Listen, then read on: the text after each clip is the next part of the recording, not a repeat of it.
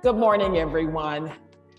On behalf of this group, I want to share how grateful we are for the opportunity to be a part of this conference on accessibility. I also want to applaud the genius of whoever decided to look at this through a diversity, equity, and inclusion lens, because the agendas are the same.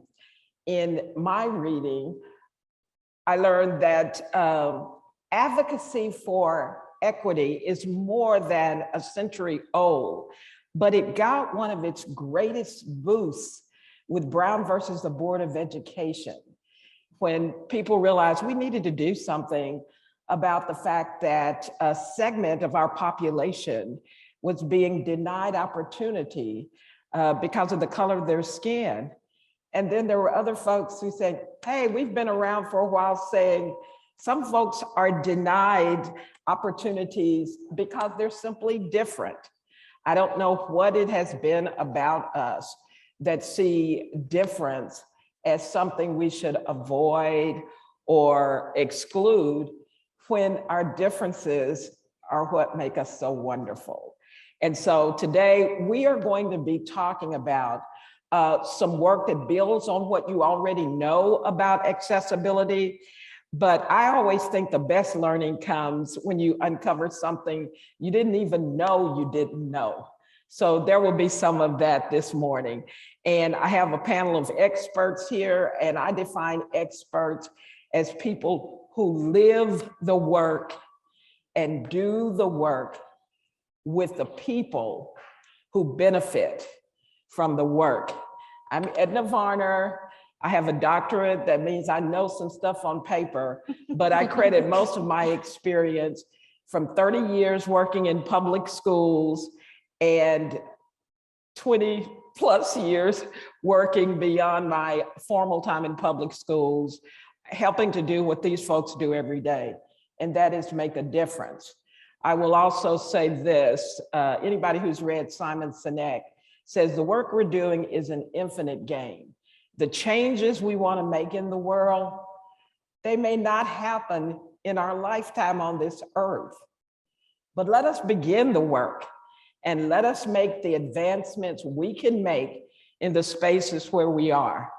And so when this whole challenge of having an inclusive, accessible opportunity for every single person we know, we may not accomplish that in our lifetime, but let us do what we can do in our spaces to get a lot closer to that. And so we're not going to delay anymore. As I said, we're going to build on what you already know about accessibility and surface some things that we may not even know we don't know. I'm going to start out by asking our wonderful guests today to tell us who they are, tell us about the work they do every day, and what makes them passionate about that work. So I don't want to put anybody on the spot. Who would like to start? I'll start. Good afternoon. You? What time is this? It's 10 o'clock. My name is Terrilyn Ladd, and I am a licensed and certified speech language pathologist, but I currently serve as the supervisor of related services for the Exceptional Education Department in Hamilton County Schools. I have about 23 years of experience in the schools. When I first started learning the ins and outs of being a speech pathologist, I've worked in different settings, hospitals, skilled nursing facilities, assisted living facilities, but I found my true love in the school system. And so as my job states, that related services, that includes my support to speech language pathologists, of course, occupational therapy, physical therapy, deaf education, audiology, and assistive technology. So we do every day what you described. We do the work, making sure that all of our students are included in their classes, and that means supporting them in whatever way that they need, whether it's showing them about accessibility features with supports that they have in their classrooms, whether it's specially designed instruction when it comes to communication and devices. So we are committed to supporting our students and having access to their curriculum. So I am very passionate about that. You know, until every student has what they need, until every student has access, until every student has a voice, I will continue to push to do that work. So we're just so very happy to have this opportunity to share with you all and just be here today. So thank you so much. And let me ask you this follow-up question, speech pathology. Yes, ma'am. If I'm a parent with a child in the school, how would I even know that I can access the services that the school system offers? Well, in each school, there is a speech language pathologist that works for that particular school. There is a process that is in place for parent referrals. And so oftentimes parents will be concerned. Sometimes teachers are concerned. And so all a parent has to do is bring that concern to the teacher. And then the teacher oftentimes communicates with the speech language pathologist on staff at the school. And then we'll meet together and talk about those concerns and then decide what we need to do from there. Whether we need to look at response to intervention for speech, or if we need to go further with an evaluation. Okay. So Jennifer, tell us more about the work that you do. Well, my name is Jennifer Nichols, and I have a bachelor's and master's in social work, but I have been working at a durable medical equipment company now for about 10 years, and I work with children that are tube fed, that are on formula. So with all the formula shortages and recalls, we've had a challenge. But so we advocate, you know, to help them get the formula that they need for their children so that they can grow and develop. And I know for my own self, advocacy is very important. My parents advocated for me all the way through the school system. And then when I got to Middle Tennessee State and Florida State, I had to learn how to advocate for myself because mom and daddy weren't there to do it anymore. And, you know, I had classes in buildings that didn't have elevators. And I'm like, okay, well, what am I supposed to do? And just learning how to live with roommates, never had that experience. And learning how to deal with caregivers that weren't my family. It was a challenging experience, but it was one that I literally called my mom the first day and I said, I want to go home. And she said, no, give it the rest of the semester. You can do this. And I knew that my parents like instilled those skills in me to advocate for myself. And, you know, nobody's going to do it for me. So you got to learn how to do this. And that's what we do. We help advocate for the parents and help them get what they need for their children. And, you know, just provide the equipment and the services that they need so that when they get in the school system, they can, and go on to employment, they can have as many opportunities as possible.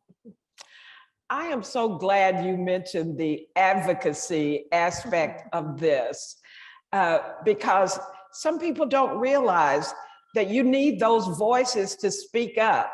We see ways that people are excluded as something as simple as not having access to another floor in a building. And while it's not intentional, it's still limiting people. And so we need that advocacy to say, hello, this place does not allow everybody to access your opportunities. So just give us one example you think that everybody can do to advocate. You shouldn't have to be the only one advocating for yourself. Well, I think the big thing is don't be afraid to speak up for yourself and don't be afraid to talk to people that are in positions to possibly help you.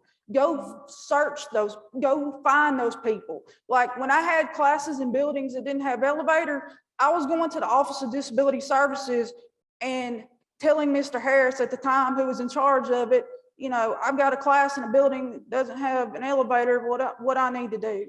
You have to speak up, and you have to find people that will help you navigate, because if you don't, you don't learn, and you don't know. And I learned I had to find, if I found the people to connect with and they were willing to help me, or even if they weren't willing to help me, I'd have to pester them a little bit. But if you, you know, but I mean, if you just tell your teachers, you know, whoever you're working with, I need some help with this in order to be successful in the classroom, or be successful in this job.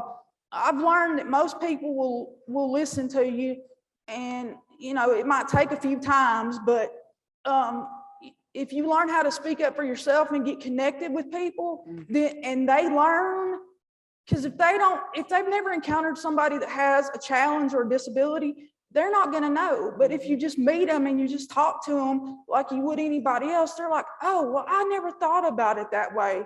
So let's have a conversation, and let's figure out how to do this. That's so true. And some of the accommodations we need to make to include people are not even expensive. No. But if nobody says anything, it goes on and on. Unintentional. It's not about blame, but it is about making sure people understand what we all need to do so that we can include everybody. Thank you. You've got me all charged up. I'm going to think of something else I need to advocate for today. Monica, tell us about you and what you do every day. So I'm Monica Stone with Signal Centers, and I'm the Network Inclusion Coordinator.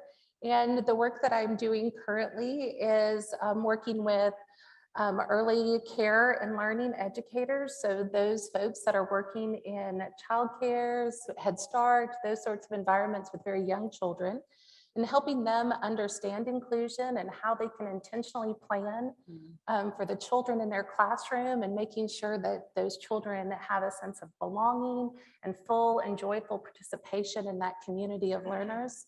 And then also helping those educators talk with the families and talk with parents, because sometimes this is the parents' first time that they're going to be maybe thinking that their child might have a delay or something needs to be addressed. And so talking with those educators about having those kind and caring conversations with those parents, and joining in partnership with them and starting to guide them toward those interventions and toward those services that they may need, and just providing that support for them to make sure, as Valerie Fletcher said earlier, you know, taking those existing environments and changing them into preferred ones. And so the environments that I'm working with are those early care and learning educators, and empowering them with the knowledge that they already have about attunement and attachment with children, and developmentally appropriate practices, and empowering them and building them up to say, you can intentionally plan and include all children in your classroom, and make that environment just that joyful community of learners. You know, I told you I was an educator, and I remember in my early years, back in the dark ages, I remember special ed students were in a separate room, and the teachers were highly trained to work with special education students. And now we've evolved so that the quote regular ed teachers know more about how to work with special ed students. I am wondering if you can share an example of something we might teach our students. We have students with special needs in our classrooms, and we don't just want the special ed person there interacting with them in the classroom. Can you think of something that we might teach students to do to help students be a part of spreading the inclusion agenda?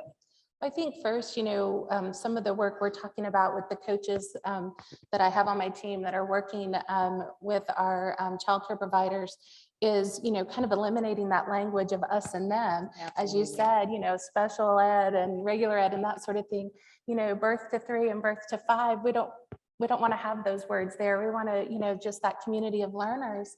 And when we think about that and we talk with children, very young children about, friendships and relationships and, being someone's friend. And so we're really talking about that reciprocal relationship. So it's not one child in charge of another child and, that sort of thing, that there's those reciprocal and true friendships happening and that true belongings happening in that classroom. And so talking with those educators about how we can promote those equally powerful relationships and friendships.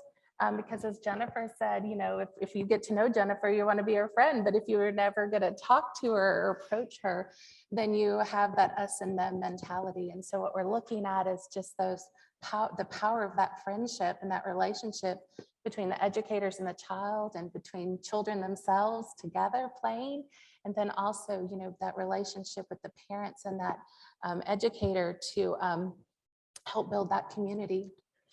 That what you're saying really rings true, because what I've noticed is children don't see differences as problematic until we start adding labels. Absolutely. They see children in their classrooms who may be in a wheelchair or may have some kind of tools to help them with learning. And they think that's just the coolest thing. I'm going to tell you a true story. We had a kid in our school who had hearing aids. So when they did the hearing test, I pretended I couldn't hear because I wanted to wear hearing aids. I thought it was just so cool to wear hearing aids. And now I do wear hearing aids. So I got my wish. But just a few years. But it's until we start adding labels like to show that people are different. Kids are fine. And so we need to build on that. And just like you said, use that so that they grow up embracing inclusion instead of thinking it as something that has to be separate. So I was going to say, just one of our guiding principles that we talk about is that, what is essential for some is beneficial for all. So when we're making kind of the recommendations or coaching an educator, through the process of, making sure all children have that participation and that access, then we give advice or recommendations that benefit everyone in the room, right? Because accessibility is a human issue. And so when we just give those recommendations and advice for inclusion and participation, that it benefits everyone in the room, but maybe it's essential for that one person, that one child, to participate fully and to the best of their ability within a certain activity. We're certainly learning that too and benefiting from it. So thank you for those introductions and those insights into what you're doing and what you're passionate about. Jennifer, since you already talked about one of the challenges, the formula challenge, the shortage, I don't even know what that's about. But let's talk about some of the biggest challenges you see in the work you're doing. Even though we've made lots of advancement, there's still some things that we really need to work on. So talk about some of the biggest challenges in the work you do. Well, I think the biggest challenges in the work that I do is like a lot of people, until they have a child with special needs or they don't know what's available, what's out there. So I think one thing that's really good about this summit is it talks about, different things that are available. Because unless somebody has a child with special needs or something, it's all new. And so I think a lot of it is just learning what's available, what's out there. And in the case of the work that we're doing, it's with all these formula recalls and kids that have to be on their own special diets and they have to have certain kinds of formula. It's just being able to find what we need and communicating with the doctors and just working together.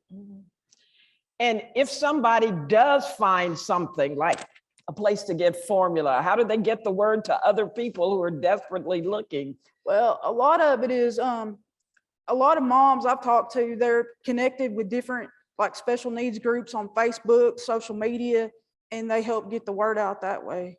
And we try to get the word out to them too as much as possible. Awesome. And what about schools? Again, so many advancements have been made, but what are still some of the biggest challenges? So I think one of the biggest challenges that was revealed to all of us in the school system happened about 2.5 years ago when the world shut down. The pandemic really brought to light some of the real issues of accessibility for students in the school system. You know, there were certain grade levels that had access to computers, and there are certain grade levels that did not. Well, we had to figure out really quickly how to put devices in the hands of students so that they could receive their education online when, you know, we didn't know what this pandemic was going to do. And so as we were providing devices, one of the things that came up even more was the fact that, you know, what do we do with these devices? You know, the kids don't know how to access them. So as we began to pivot toward in-person learning or even, you know, hybrid, we had to teach the students what they could do with those devices. And then there were parents that, you know, they didn't, I mean, of course, you know, the world is more digital now, but, you know, as we talk about the, you know, the littles being digital natives, parents are not that way. So, you know, devices scared them. So we all had to kind of learn together. And so when we, you know, got back in school, and then I like what you said earlier about, you know, special education, it shouldn't be that, you know, the teacher comes in, a special educator teaches the students with special needs. It is really a one band, one sound, everybody working together cooperatively. So in teaching students accessibility, we're also making sure that our teachers are knowing what these accessibility features do, and working with them on a plan to how to implement those things in the classroom. You know, the pandemic, I think, really was a sock in the gut Absolutely. for all of us. But I think it taught us that we're stronger than we thought we were. Absolutely. And we're more resilient. Absolutely. Can you think of anything that came out of the pandemic that maybe we learned that can help us do more now that we're back together in schools? Absolutely. I mean, I think that as we experienced this whole shutdown, we looked around and there was no plan for what to do for kids. And so, you know, we had to make it happen very quickly. We look around even other school systems that were, you know, not doing anything because they didn't know what to do. We very quickly realized that services for students had to go on. So, and I mean, pretty immediately, within a matter of days, we implemented telehealth services for students. So, you know, that's the one thing that we learned is that, you know, education doesn't have to stop because you're not in person. So, and those are things that we still use today.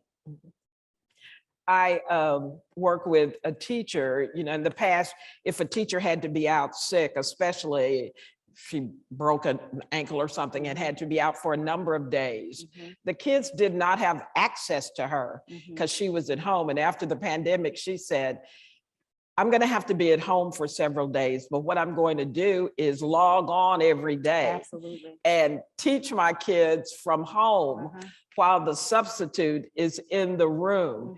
And so I think the pandemic, as hard as it was, it taught us something about accessibility that we can bring back to work and benefit from. And then in all of our intentions for accessibility, maybe that's the way we need to look at some of the challenges. What can we learn from this that we can take forward with us? Snow days will never mean the same. You know? Right. You know, a day off, no. You can still learn if it's a snow day. Absolutely. Right.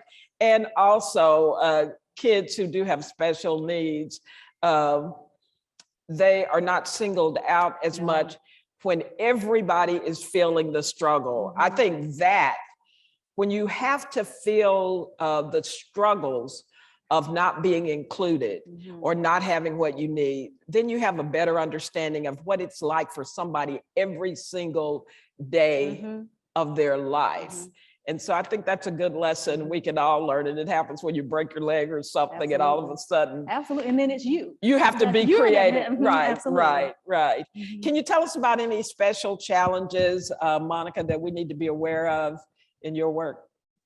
Well, you were talking about, during the pandemic, and I think what we learned, during that is that, childcare providers and those were in educators in general were essential workers, right? Especially childcare providers. They didn't stop. They didn't, many of them didn't close. They kept providing that care, and they provided care for, and brought on more children or things like that in order to make sure that those that needed to work continued to be able to work because they're caring for those children. And I think, during that we found, just how well, that childcare educators can pivot and they can work with all kinds of children and families and be able to just keep rolling with that. And, the challenge in the work coming up is continuing to empower them and say, you already did this really hard thing during the pandemic. And you can do, working with children, with disabilities. It may sound scary or that sort of thing, but, we're here to help you and provide, just kind of those intentional and practical strategies to keep, moving you forward in that way. I was going to say the exact same thing earlier about the fear of it all, but they've done it. And also I like what you said earlier about, teaching students, the littles, about how to cooperate. Those relationships and cooperative relationships really start early. Yes. So I think that's awesome. Thank you for that. So before we go to dreaming a little, talk to us, and we don't have to go down the line if you want to participate, to respond to this. Talk to us about a notion people have that really needs to be addressed or corrected. And I'll give you one example. I think people think if you have a disability, you're not smart. You're not as smart as other people if you have a disability. And of course, a lot has happened with genius. Think of Stephen Hawking in a wheelchair to change that. But what is there, what notion are you aware of? And if there's not anything that comes to mind, that's okay. But that's one, as an educator, I always want to address. Just because the color of your skin is different, just because you speak a different language, just because you have a disability, that doesn't have anything to do with how smart you are. Right. So, and I'm constantly wanting to correct that, or how much you can contribute. The platitudes of, we'll let you sit in the corner, you don't really have anything to contribute because you have a disability. That's a notion I'm all over when I see it surfacing. Any other notions you can think about?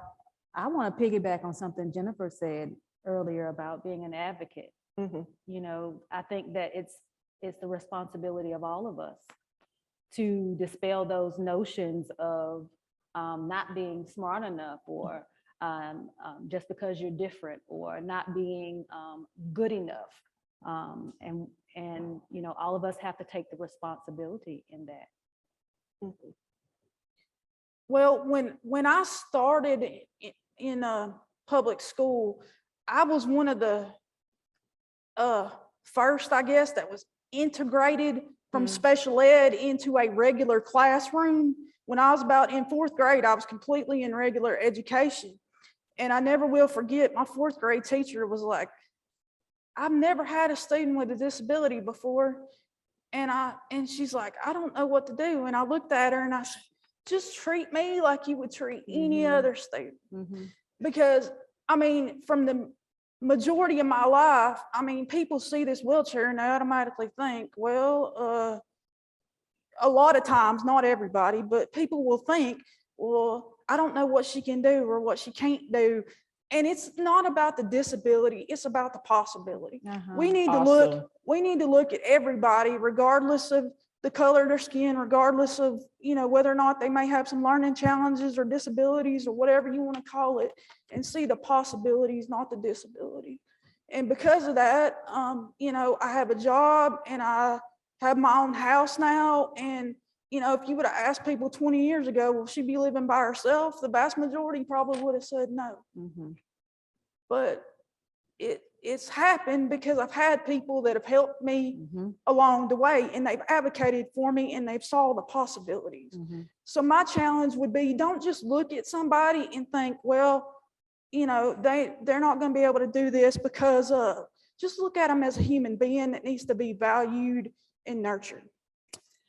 Okay, I'm going to confess that I will be quoting you when you're old and gray. Mhm. It's not the disability, it's the possibility. Mhm. Mhm. That is such an awesome, awesome charge Mhm. for all of us to focus there. And even if you're not in a wheelchair, we look at kids, we may look at their records and we see what are the blemishes. They got a low grade in something. Think about the possibilities. That is absolutely awesome. Mhm. Any other notions you can think of that we all ought to champion? And you're right, but everybody is right about that advocacy. You think, well, this isn't about me, so I don't need to speak up. But all of us have to be about all of us. Mhm. Absolutely. Any other notions? And then we're moving to possibilities. Mhm. I think about, the students that don't or can't use their physical voice. And so one of the things that we do every day is to think about giving them a chance. And that may mean, giving them a communication device so that they can have a voice. And so, that is, our driving passion for assistive technology. So, every student has the right to have a voice. So. You just reminded me of something. I remember when I was growing up, I had a sister who could sing like Whitney Houston. And I thought, I'm her sister. We have the same parents. I should be able to do that. And I have a brother who's an artist. He's a professional artist.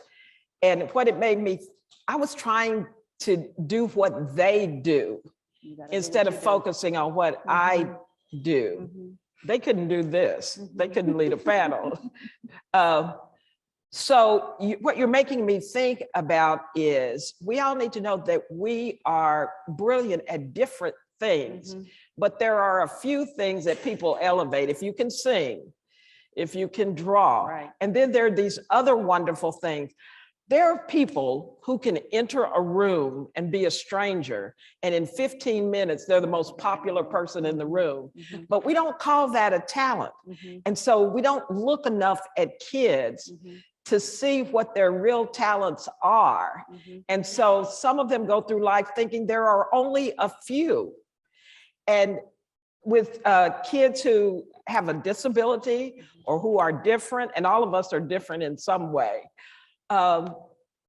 encouraging this finding of what your awesome thing is. Everybody has gifts. Yeah, pardon? Everyone has gifts. Everyone has gifts. And I'm glad you mentioned that, because some people don't think of giftedness as part of the difference that we have to address.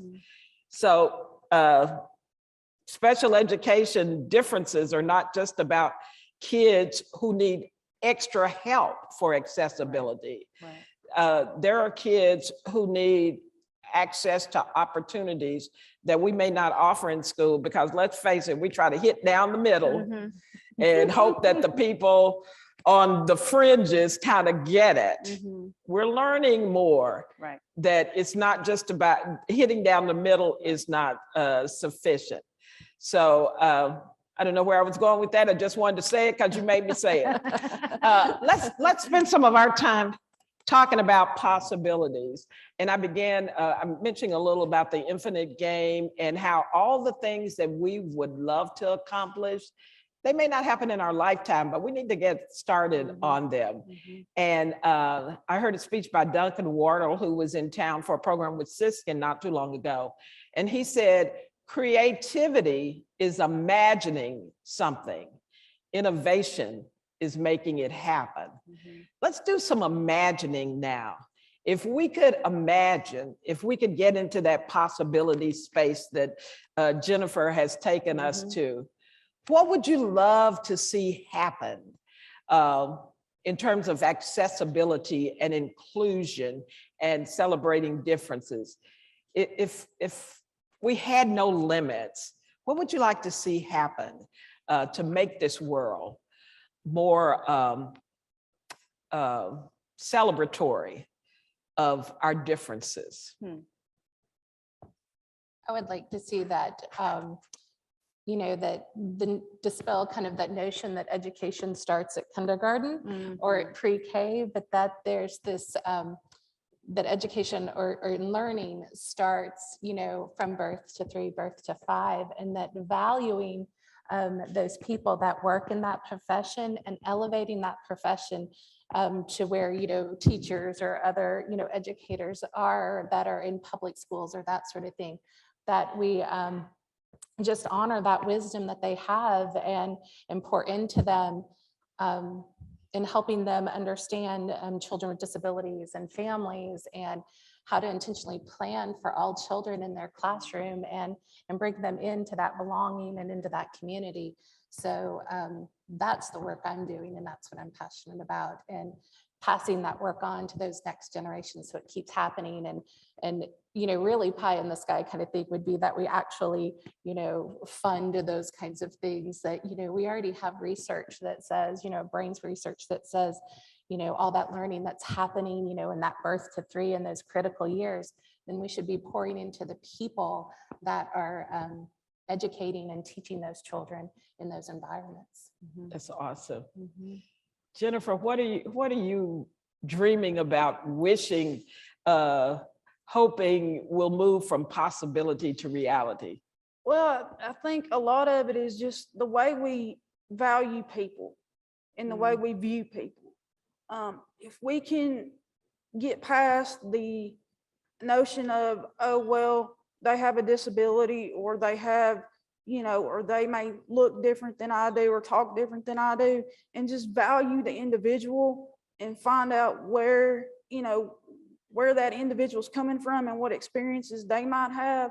I mean, and to talk about kind of what Monica was talking about earlier, I started at Signal Centers as a 1-year-old child. Wow.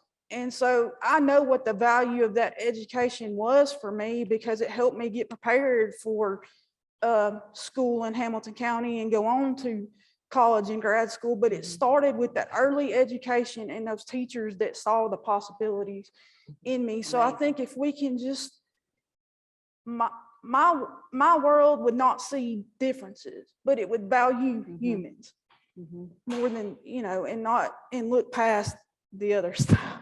Awesome. What's on your wish list? I wish that every student would have access to every school building, that every classroom, and that we wouldn't have to think about what we need to do to include them, that they would have everything that they need, that budgets would not be an issue, and that teachers would not be afraid, that they would take the bull by the horn and realize that all means all. And it really is a lot of times, and I think teachers do their best. Everything is not intentional if they're not being inclusive, but just changing the mindset that a student that has special needs is not a special ed student, that really every student is your student too. So I'm going to share one of mine. Be thinking about this. What have we not talked about today that you want to make sure we at least mention before we leave here? Here's my wish. I was watching one of those TV shows. I don't know whether it was Dr. Phil or Steve Harvey, but the story was about these little boys and twin day. And the school was having twin day, you know about it. And so the kids were best friends, but their parents didn't know the other kid.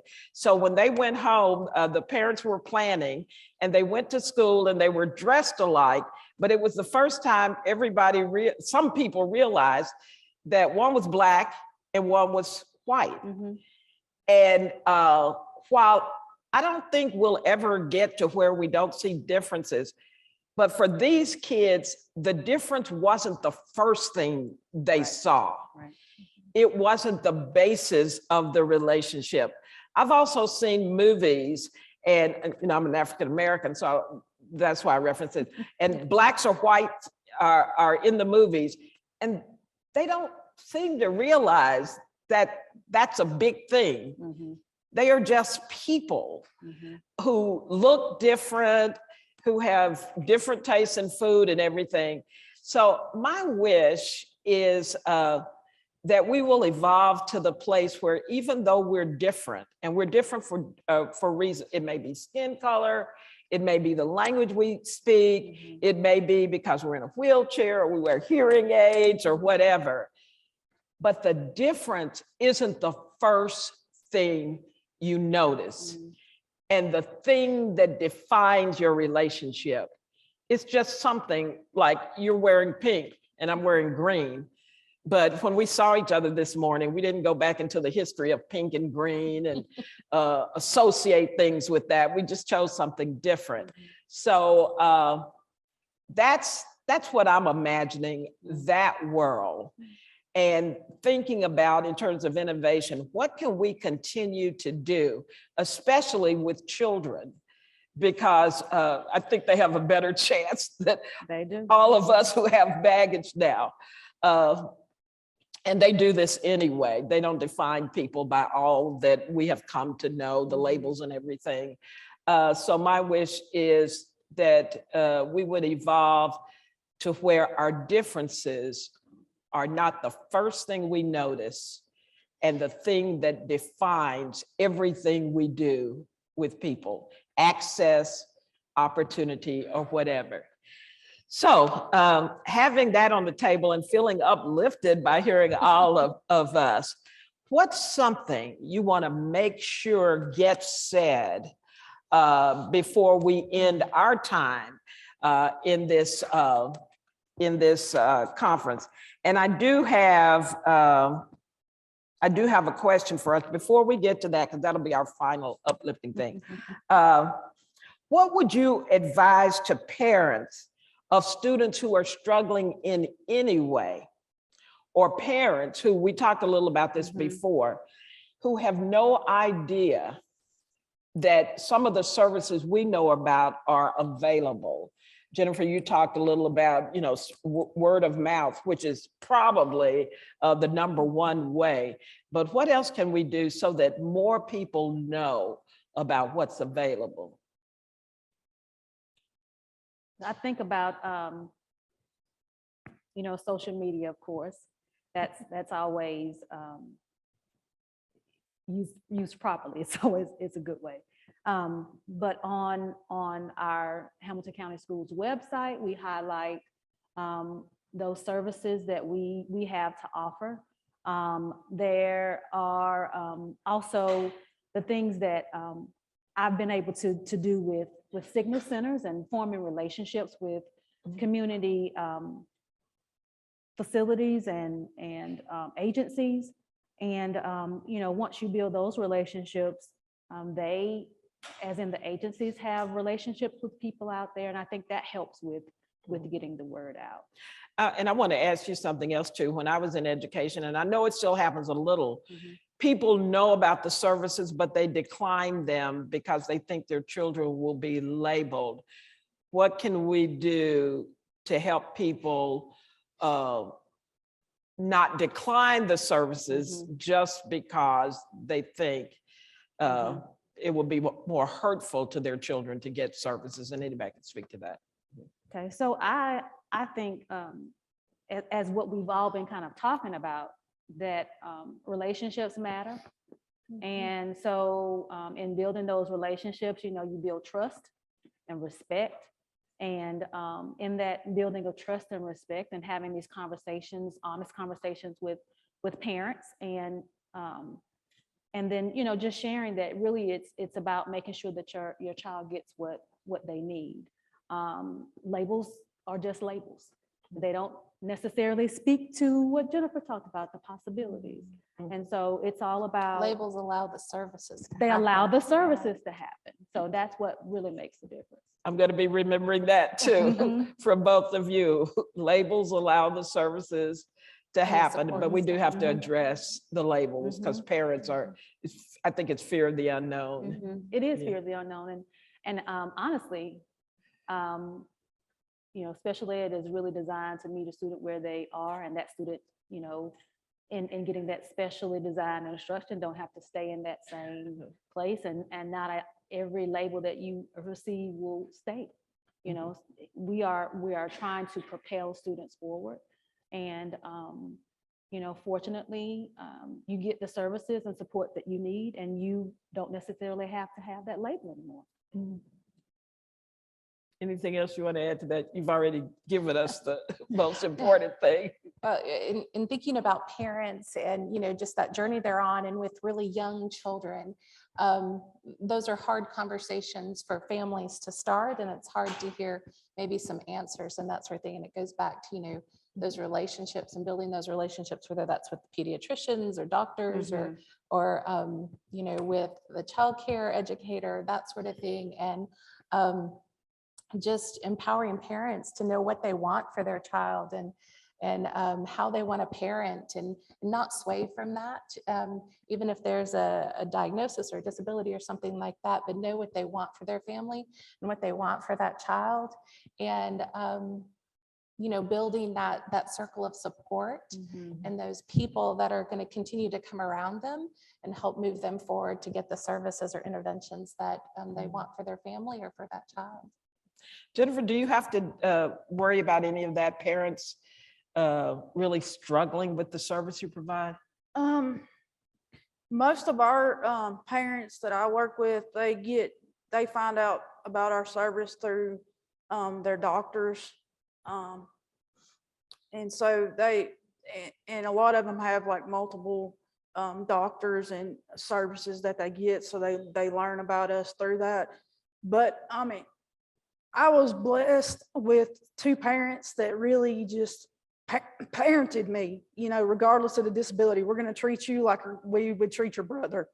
And they did. So, and they were nervous. They were definitely a little nervous, but they wanted me to grow. They always taught me that just because you have a label, you can succeed just like anybody else. And I'm thankful for that. You were lucky. One of our aspirations is that you don't have to be lucky to have those parents and to have the services that are being offered. That's our goal with our program. We work with getting teachers in the classroom, and you're lucky if you get a great teacher. And our aspiration is you don't have to be lucky to get a great teacher. You're going to get one. So can you think of anything else we absolutely need to make sure we say before our time ends, and it is quickly coming to the end? Well, the one thing that I want to say that in Hamilton County Schools, I want to promote the vision that we have for our students. And it is that all students can thrive and experience a future without limits.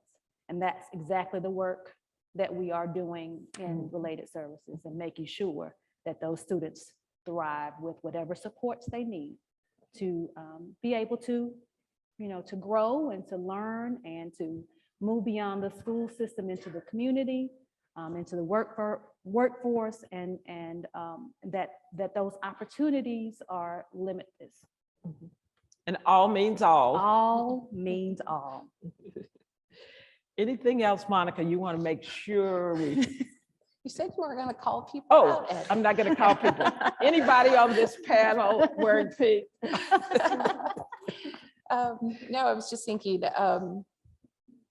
about accessibility, and that it's a human issue. And when we design for everyone, whether that's learning environments or businesses or whatever, when we design for everyone in mind, and think of all those possibilities of taking away barriers and thinking about that in the beginning, then we don't have to think about so much about the labels and the special ed versus regular ed and all of those sorts of things. Or even in business, can I hire this person? Because in the beginning, we thought about how we were going to include and have access to everyone, involved that we want to have in our community. Gee, you've just helped me think of my closing comment. Jennifer, anything else you want to make sure we say before our time in this summit ends? I think I pretty much said everything. You've said the most important things. So I remember a while back, there was a book called Who Moved My Cheese? Yeah. And since Monica just made me think of this, I don't know the author's name, I didn't look it up. But there is a question in there that really struck me. And the question was, what would you do if you weren't afraid? And I think about everything we do, and so much good work is being done in the accessibility space that we shouldn't use that as an opportunity to just celebrate and coast. We have to keep finding ways. There's another book called Good to Great. We have to keep finding ways to take what is good right now and take it to the next level. And what would we do if we weren't afraid, and this from your advocacy, is to look at what we're doing and just find ways that we can take it to the next level. Sometimes we think if we look at something to find ways to take it to the next level, we're criticizing or we're demeaning the success we have. But that's just higher expectations for us. This is what we're doing well. What would we do if we weren't afraid to try this new thing that we've never tried before? What would we do if we weren't afraid to say, while we're about all kids thriving, we know places where kids are not thriving. In fact, they're losing ground. What would we do if we weren't afraid to say, it's great that we have these accommodations, but there's some more accommodations that maybe we think are too expensive or too impossible, or we cannot rally enough support for. I think we have to be bold and daring, and not only us, but we have to be bold and daring in rallying other people to keep asking, what if? And what if we weren't afraid to do more than we even thought we can do? And so with that, I thank you, because I think you already have the rallying cry. You're doing wonderful work in both the lanes of implementing and advocating for and seeing possibility. And I'm going to carry all of that with me today.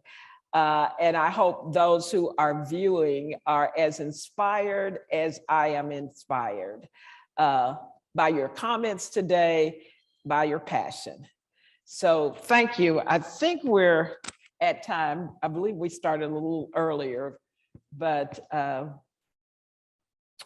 somebody else is going to take the reins from here.